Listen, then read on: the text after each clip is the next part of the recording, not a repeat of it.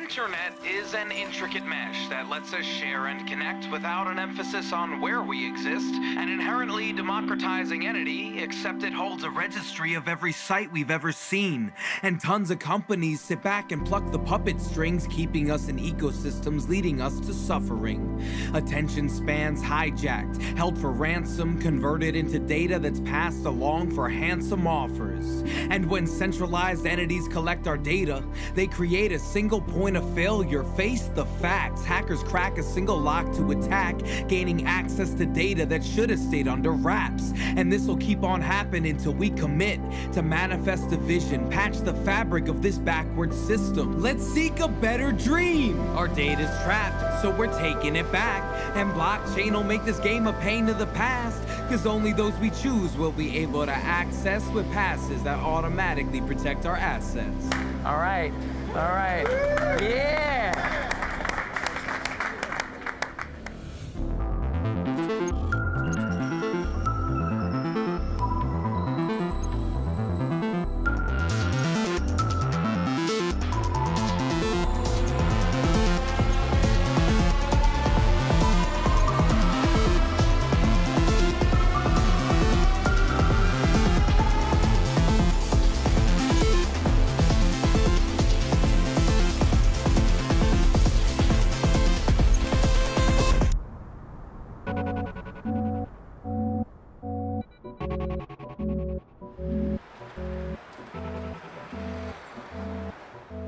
If you walk out onto the street of a city, you're gonna find yourself surrounded by like thousands of strangers, people you do not know who they are. But you can still interact with them. And the reason why that's the case is that we have huge institutional structures that underpin our interactions, like legal systems, state systems, big corporate systems, all sorts of stuff. This is the reason why we're able to sort of interact easily with some shopkeeper we have no idea who they are. So when the cryptocurrency or blockchain technology community are talking about centralization, they're referring to those institutional structures. The original blockchain technology community basically said that what we need to do is to replace that institutional infrastructure with digital protocols that nobody controls. What is centralization? Basically one person or one institution owning everything, right? Tulips? Driven by the belief that centralized entities are vulnerable to attacks, corruption, and inefficiencies, developers and activists looked for alternatives. Bitcoin's creation was a milestone in this quest for decentralization. The cryptocurrency divorced money from banks and governments using cryptographic code, empowering individuals to believe other middlemen could be replaced as well. Bitcoin created the first system to transfer value without intermediaries on an open network. And I think that's only the first element, because now we have networks that are building on top of the concept that Bitcoin created of decentralized transfer of value, to also have decentralized agreement systems that will enable deep transformations in our societies. Central to Bitcoin's innovation is its underlying technology. The cryptocurrency introduced blockchain to the world. There is a lot of hype about blockchains, no? But what is a blockchain? Because a blockchain is really a simple thing.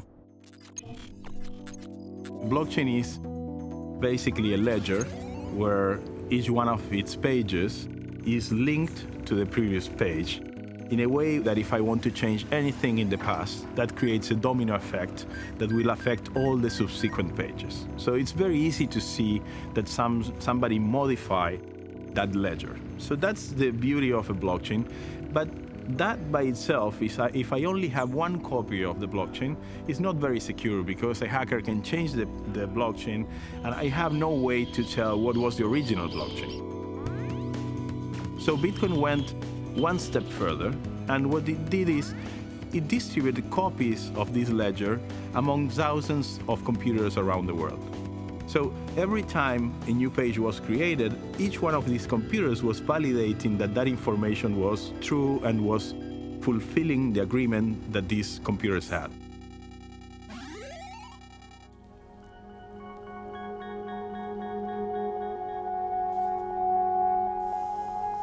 Through Bitcoin, people realized the immutable, transparent, distributed qualities of blockchain technology meant it could be the tool to decentralize other parts of society.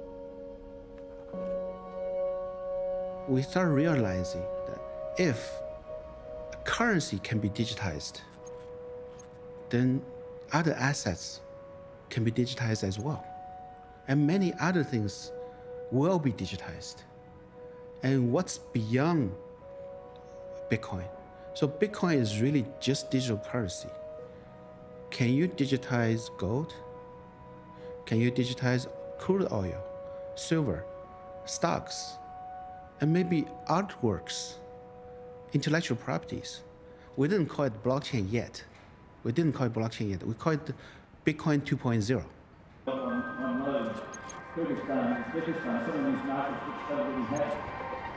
CEO of Canberra up on stage.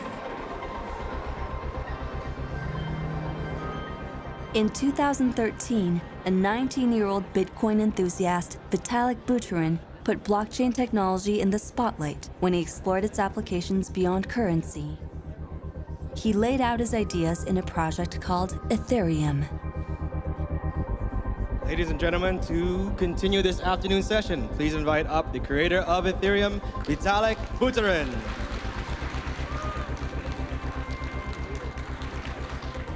Thank you. Hello, everyone.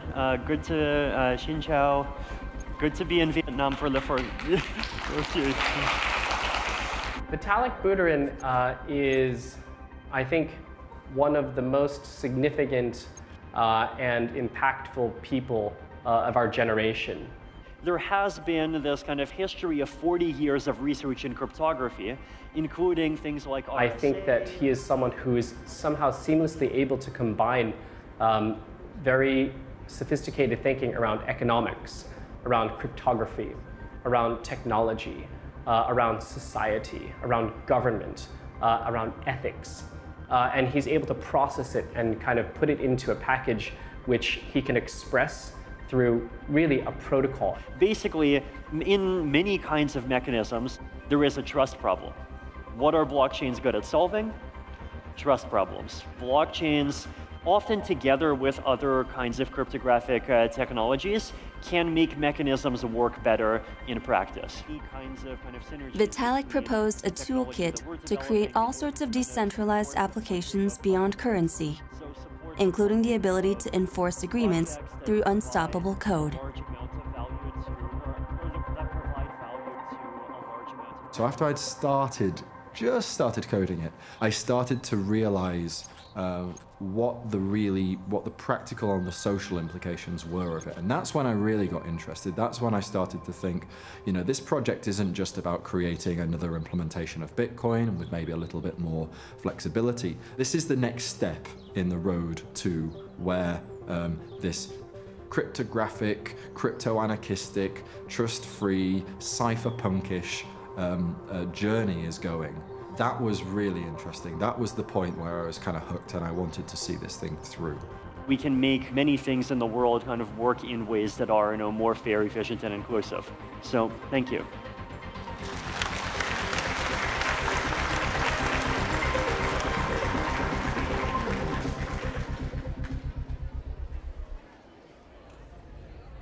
The goal was to create a new, simple blockchain that made the technology more accessible to a wider audience, similar to the operating system on a Mac or PC.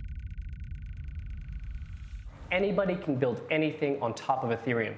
If you have the code, if you have the will, and if you have the actual drive to make an application out of it, then you can make something interesting out of Ethereum. The idea that it doesn't have any prescribed utility or prescribed application on top is its charm. And I think that really attracts a certain type of developer who's interested in kind of looking at the ways that technology and internet are failing us and trying to build better solutions. One of the most powerful features of Ethereum is smart contracts. Traditionally, we use trusted third parties to guarantee a deal. In the context of crowdfunding, for example, we would normally use Kickstarter or Indiegogo. If you reach your target, you get the money. If you don't, it gets reimbursed. Smart contracts replace the third party with cryptographic code that guarantees the terms of the deal are respected. They use the immutable, transparent, traceable, and distributed aspects of blockchain technology to replace trust. Well, a smart contract is not smart, and it's not even really a contract. It's just a piece of code that executes itself. And that's self-executing portion of it makes it really interesting for creating autonomous organizations and creating like automated transactions that can't be stopped. So for instance, if you create a smart contract that says, if this person pushes a button, then you send $2 here, right? You can do that online and it can't be stopped. If some government or some legal entity says, no, stop that, please don't send money to that address, that contract doesn't listen. It's going to execute and no one can stop it. You know, this idea of smart contract on a decentralized blockchain allows you to drain trust out of a system without removing people's ability to be sure that their interactions will go as they expect. And in that sense, what we've come up with isn't cryptocurrency, it's not crypto finance, it's crypto law. And no one's really come up with anything like that in the past, right? The legal system was one of the pillars of modern society. It's one of the pillars of civilization. This was game-changing in the sense that it was going to alter the fundamentals of society.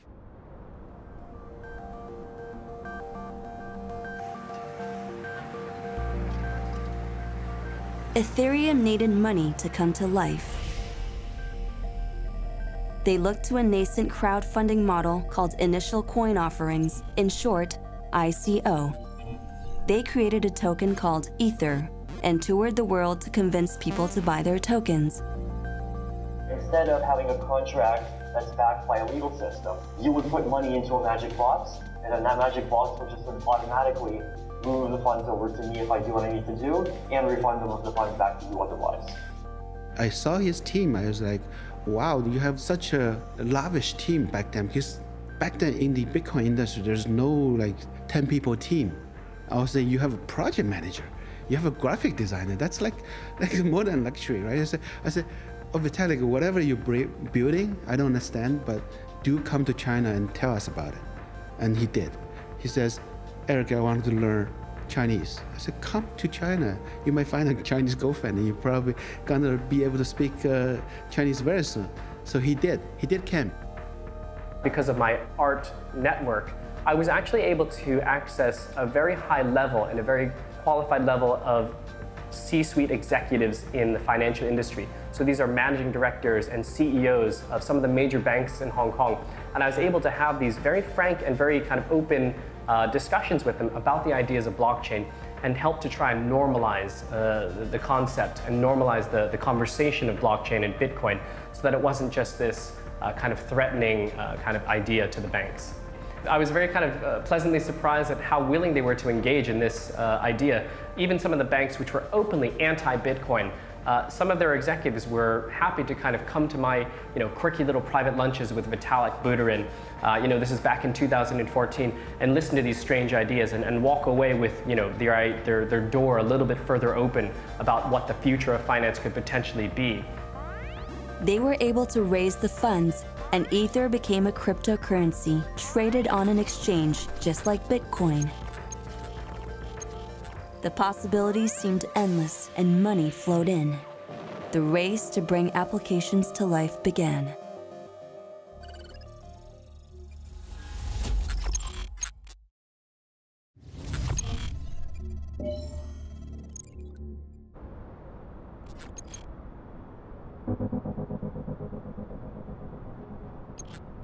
More American companies are now embroiled in China's latest food scandal, as contaminated meat from the same suppliers has supposedly been sent to Japan. Our investigation focused on a bowl of noodle soup. Specifically, what ingredients are tainting such a simple dish? Blockchain is traceable and immutable, both useful qualities for industries where trust is lacking. For food, the life cycle of products can be tracked and shared on a blockchain in a reliable way.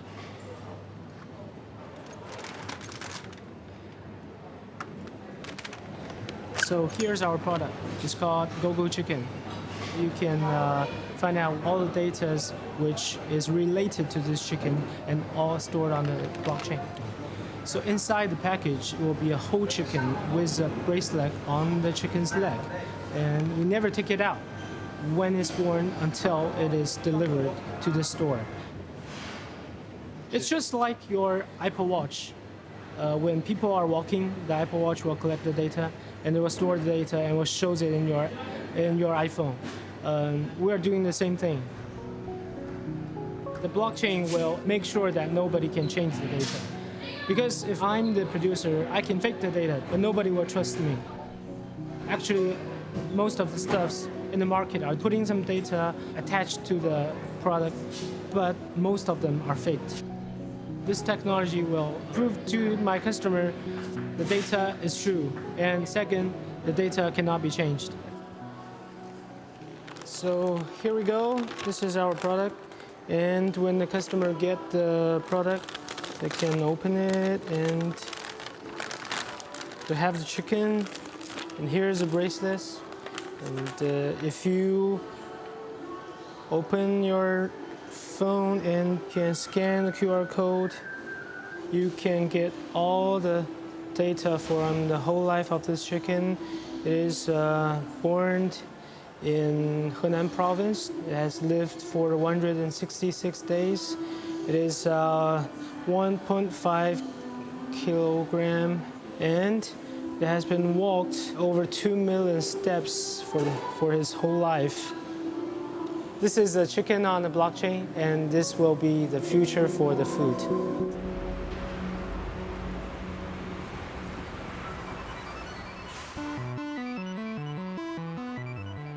Blockchain became a buzzword for businesses trying to raise money for their projects.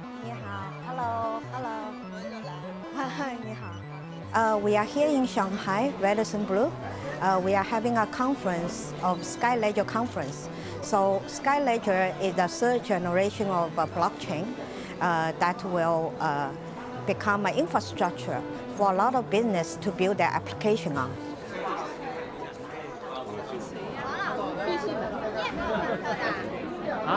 I was on Wall Street, doing hedge funds, right? So you realize that all these financial tools is not helping people. So I decided I want to come back to China to be an angel investor, as an early investor for businesses. Then I think people are very cautious of investing early stage because it takes too long. And most of the failure rate is 95%.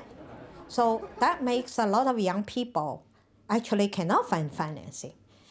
Then we have blockchain come out, and then suddenly there is a new thing called the ICO. The first ICO we did, I was stunned. We raised $20 million for our companies in 6 minutes. So I was stunned and I just sit there for a long time. I know the world has changed. ICOs kicked off in a massive way in 2017. Businesses present their project in a white paper. They then issue tokens in limited quantities. People buy these tokens during the initial coin offering, and the proceeds finance all sorts of projects. This is the product for a magical plant in Chinese medicine. So when you eat this, it will get you very healthy. So they have this called a Shihu coin. So people will buy coins to be part of this planting season. And then they were going to use this coin to take these products. So it's an interesting agricultural product that is issuing a coin. So very good. Currently, There are over 1.8 million households on local authority waiting lists for affordable homes in the United Kingdom. Bitcoin will provide and deliver the solution to a government stumbling for answers, a country desperate for a solution. So a lot of time in the older world, we try to sell products, right? We try to sell other people something. So we even go to advertising company to actually, or media, to try to help us communicate to get as many consumers as possible, right? But in blockchain, we have things. We say we have an idea, and then you try to sell coins. If nobody buy your coin, you can forget about it because nobody wants it. It's not a real demand. 知道许多粉丝都买了我们的币，对吧？有1美分到5美分，然后天空币涨到50美元，许多粉丝都是我们天空币的粉丝和小贝壳的粉丝，他们都在这个方面赚了很多钱。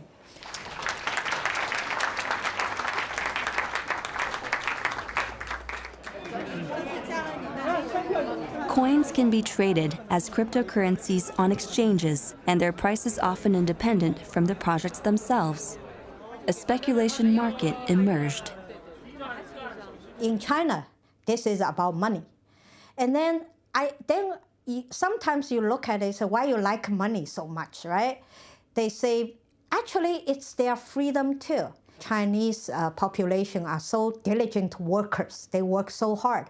I think in the bottom of their mind, or even they don't realize that, they are actually craving, use the money for their freedom. Then I can do what I want, or I can give my kids a better future for choosing, right? Choice is important. If you don't have money, most likely you don't have choice.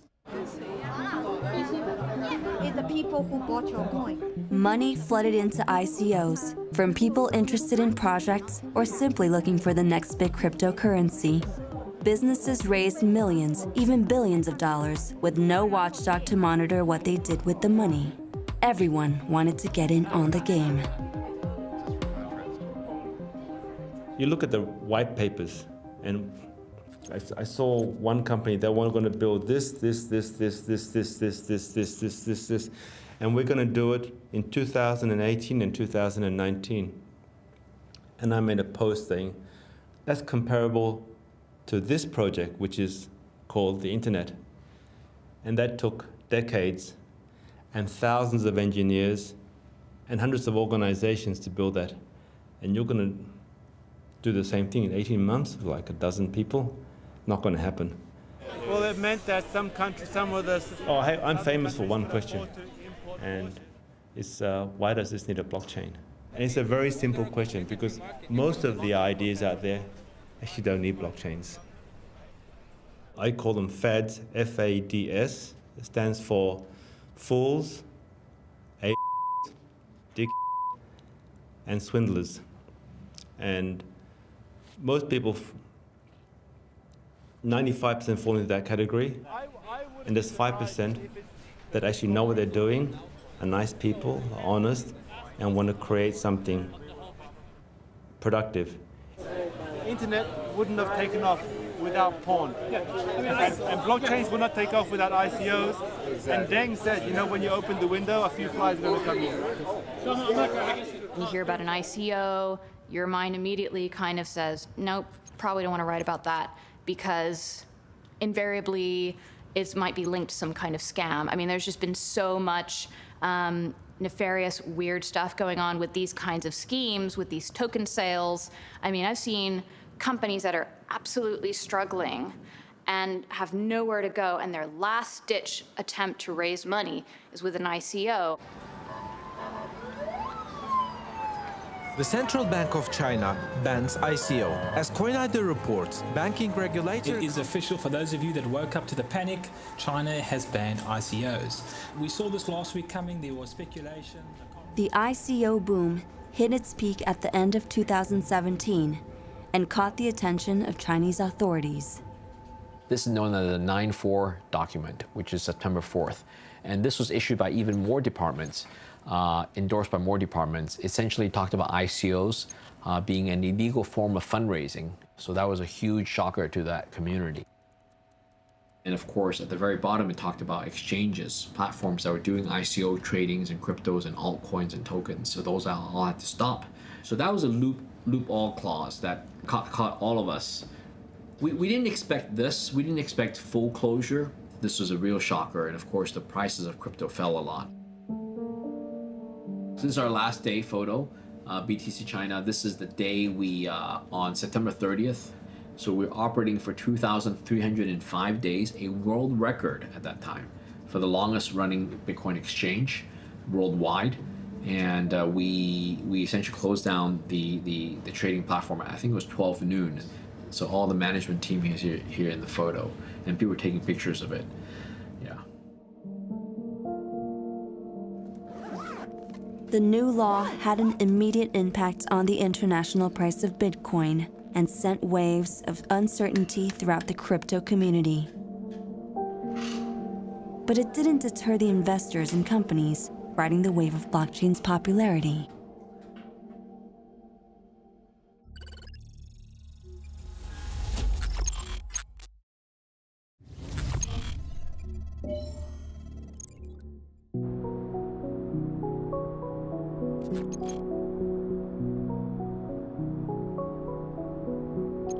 In many parts of the world, entrepreneurs were beginning to use blockchain technology to provide financial services, particularly to capture groups that may be overlooked by governments and banks. Yo nunca tuve una cuenta en el banco, nunca. Hace 10 años que estoy en este país. Vine a raíz de un problema de salud. Entonces, cuando me curé, decidí quedarme y trabajar acá, porque acá tenía fuente de trabajo que en mi país ya no lo tenía. Hola, ¿cómo están? Los primeros 3 años estuve sin papel. Y cuando tuve mi documento, entonces empecé a trabajar ya en blanco y voy saliendo adelante. Mi nuera tenía un embarazo de alto riesgo y que tenía que venir a Argentina para poder tener el bebé, porque caso contrario lo perdía. Y corría el riesgo la vida de los dos.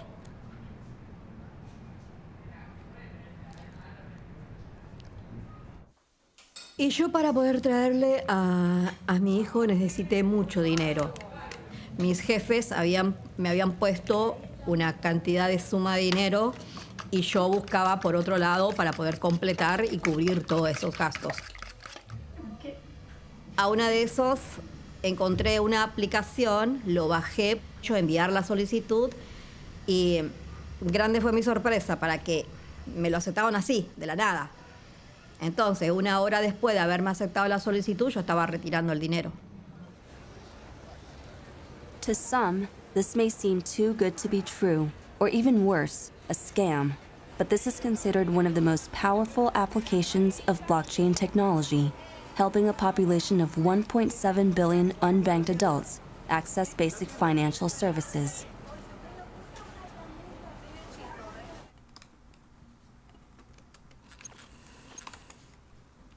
La aplicación está montada sobre una app, pero atrás sigue corriendo la blockchain. Cada vez que un cliente se registra en nuestra plataforma, creamos digitalmente una billetera a cada uno de nuestros clientes. Esa billetera es la entrada y salida del dinero de cada uno de nuestros clientes. Cuando llegamos a la plata que la persona requiere del préstamo, esa plata se libera y se transfiere a la billetera del cliente. En cambio, contra nuestros clientes, la idea es no mostrar nada sobre tecnología blockchain, sino que hacer toda una interfaz gráfica amigable que permita al cliente hacer todo un onboarding digital o un KYC, un Know Your Customer, sin necesidad de conocer la blockchain o la tecnología blockchain en sí. The blockchain also records whether the loan is repaid on time, and having a good track record means you're guaranteed a loan in the future. Mi amor. Estás hermoso. Estás hermoso. Ay, qué hermoso que está Tadeo. Qué grande que está Tadeo. Ay, mi nieto es hermoso. Salió todo bien. Y ya está por cumplir su primer añito.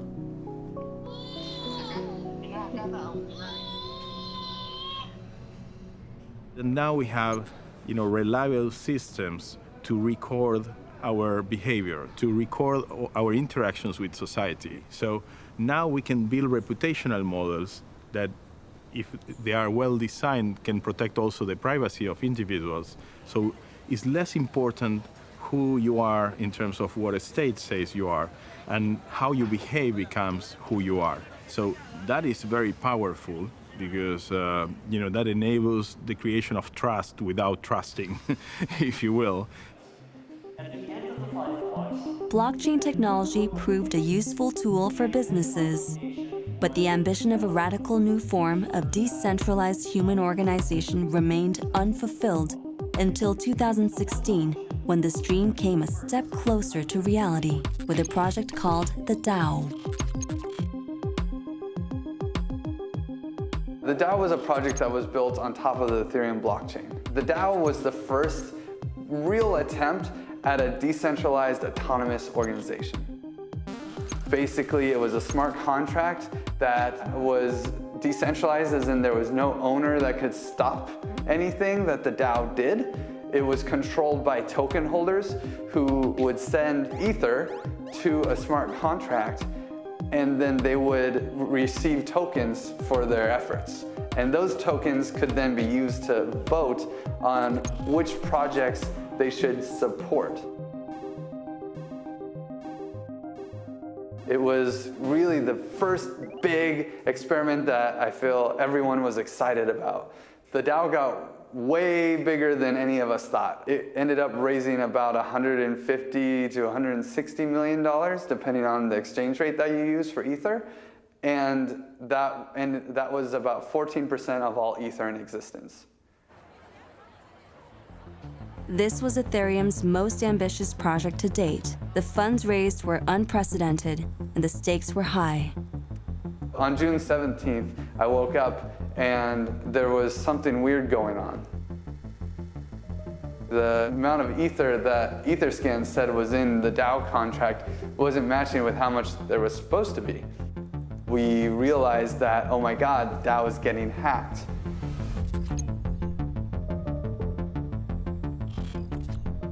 The Ether was literally just being mechanically sent to another DAO without DAO tokens being burned.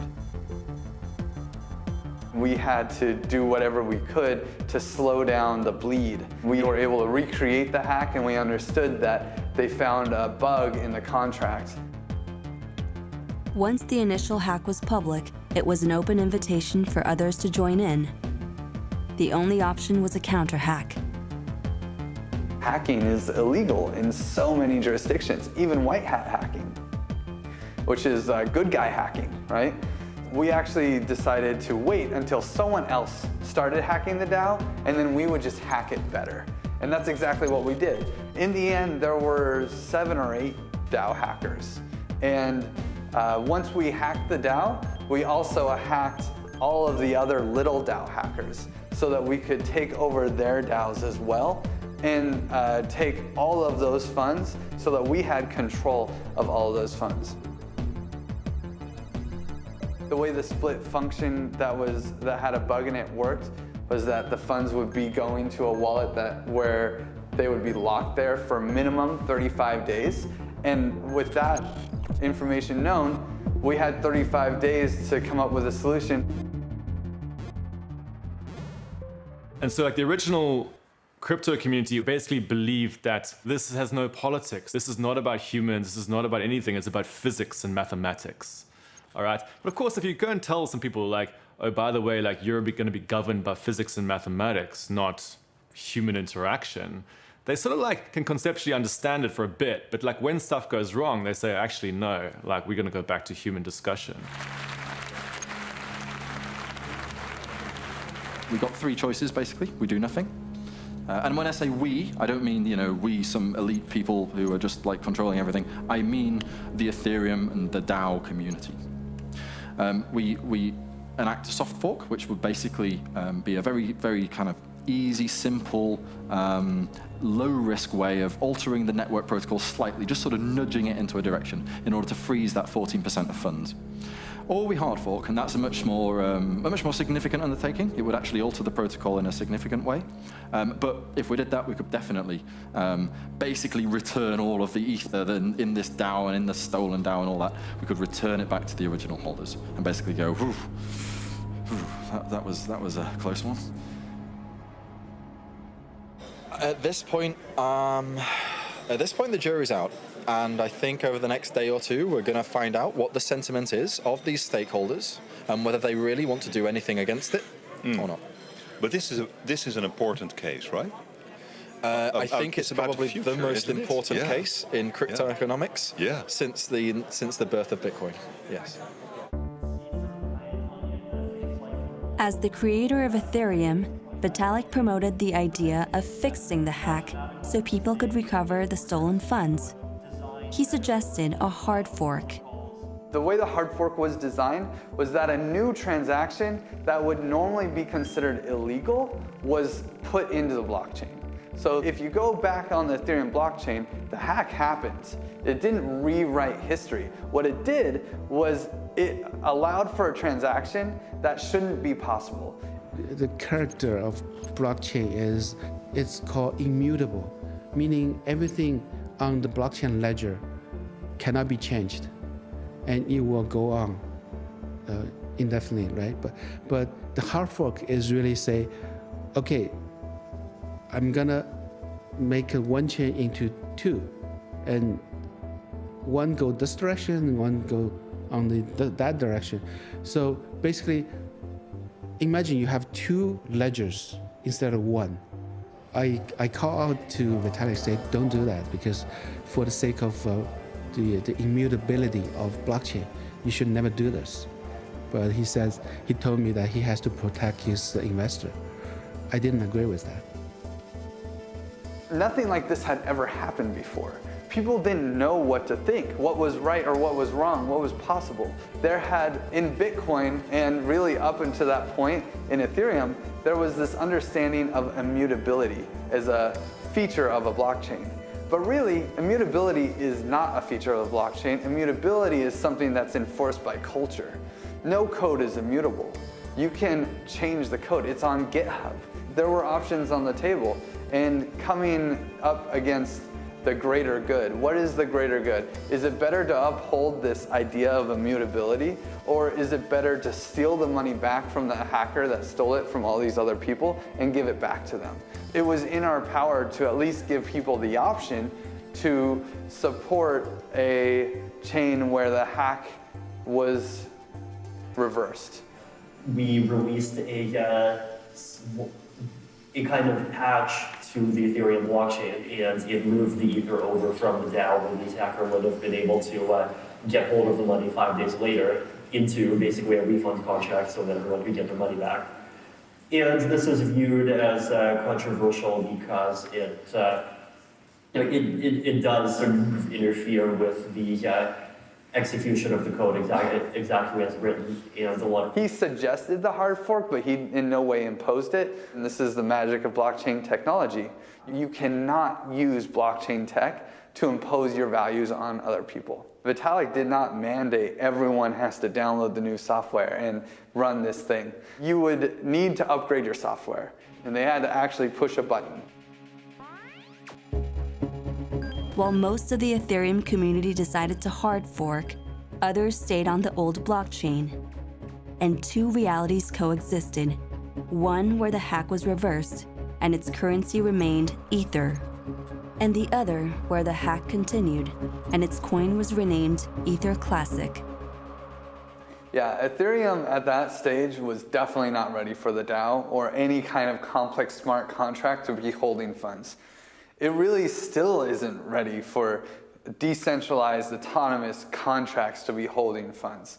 It's very dangerous. Smart contracts are an experimental technology, and that was part of why we couldn't believe people would risk so much money in the DAO, because it was so new. It is such a risk to just send money to a piece of software in a programming language that's only 8 months old. And this is still blockchain being explored by society as a whole. People starting to kind of get to grips with it on, sort of on the lowest level, and slowly climbing up the ladder of sort of comprehension as to how it's going to affect things, how they can alter existing solutions, and how business and enterprise and indeed the economy of the world will change around it. The DAO hack was a turning point for the crypto world.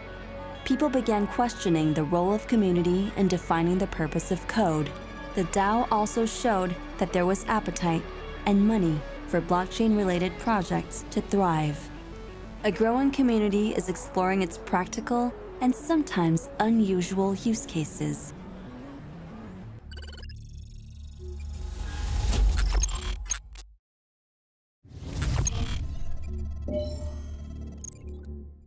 You ready to auction some art? Woo! The digital piece is a one-of-a-kind exclusive CryptoKitties that will live and can be used within the CryptoKitties game. Produced by myself, so it's a personal representation of some of my feelings around art and blockchain. As an art dealer, I made my bones in buying and selling rare and special and unique artworks. And what's interesting as a parallel between the art world and the Bitcoin and crypto world is that there's a lot of conceptual ideas in the art world. And I saw a parallel with the crypto world. Ladies and gentlemen, lot number 2, I can start straight away online at $11,000. CryptoKitties is basically, it's like a cat, which is just an animated kind of cartoon, which is itself a unique token that you can trade. $28,000 here on my left at $28,000. The charm with kind of CryptoKitties is that as opposed to, say, Ethereum or Bitcoin, where every coin is just like every other coin, with something like CryptoKitties, or another example is Ethereumon, the Pokemon of Ethereum, you have a token which is completely rare and completely unique. There is only one of this particular coin. Now, if you think about our physical world, the world that we live in, every object is basically unique. These non-fungible tokens, these unique assets, are much more accurate maps of the world that we live in, where people can just trade them back and forth, and you can combine them with other cats, and they can breed new cats. And some of these cats can sell for over $200,000 US. So it's a pretty interesting and impactful area. We're at $140,000, going once, going twice, and it is sold for $140,000 to our online bidder. Quirky as it may sound, digital collectibles like CryptoKitties helped expand the possibilities that blockchain offered the world. As long as people saw value for it, there would be a market for it. It really does boil down to the ideas that are supported by the different cultures and the communities inside of it. At the end of the day, it's still very much about the people behind it. Blockchain connects people. And I think that, as a technology, this is really what it does so much better than even the internet itself, with its centralized kind of points of concentration and power aggregation. Blockchain kind of does away with all of that and creates this very open system. Blockchain conferences are spreading around the world, and businesses are building their own bespoke versions of the technology. As well as New York. And we are an enterprise software company that builds what I would call blockchain-inspired solutions for enterprise. Blockchain-inspired solutions for enterprise. I like being inspired. And speaking of inspired, that creates it creates a lot of debate, right? Because everybody in the world will tell you what you're doing is not a real blockchain. Our customers are enterprise, and they have real-life problems that have to be solved. And if that means diverging the design from what a proper blockchain might be, then that's what you have to do in order to solve for those constraints. companies and governments created their own closed blockchains distributed only within their network of choice, a far cry from the disruptive, decentralized ambitions of Bitcoin. If I was to compartmentalize the various elements of the community, you have the original libertarian blockchain community, whose like basic deal is that like capitalism isn't working properly. We must create true capitalism, like true hyper-capitalism. Then there's like the corporate capitalism crew, which is like all the corporations that are using it. So like that's the corporate blockchain community saying, well, we could do stuff with this. Then there's like an anti-capitalist blockchain community, which is very small, who are very like anti-market and who believe that they can use blockchain technology for enabling solidarity and stuff. There's increasingly like differences emerging on what the actual end goal of this is. It's quite diverse right now, I'd say.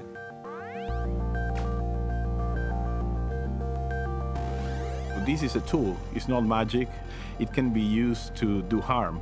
You can use these systems, these identity or reputational systems, you can use them to create totalitarian systems, to create a big brother. So we have to be very careful how we use these tools. So they are enablers of a more free and an inclusive society, and they don't become tools of oppression. Blockchain is not about revolution. Blockchain is about evolution. It's the next evolution of human organization. We have this new way to organize and experiment with human organization, experiment with governance of humans and of funds.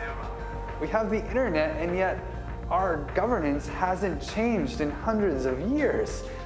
Now, anyone can create their own governance method. They can just build it on a blockchain. They don't have to ask permission. They can innovate like that. These experiments, maybe they work out, maybe they suck, but we're going to start playing with it a lot in the next 10 years, and we're going to see what actually can work out. And I guarantee some form of governance using blockchain technology is going to be 10 times better than what we do today in our normal governance situations.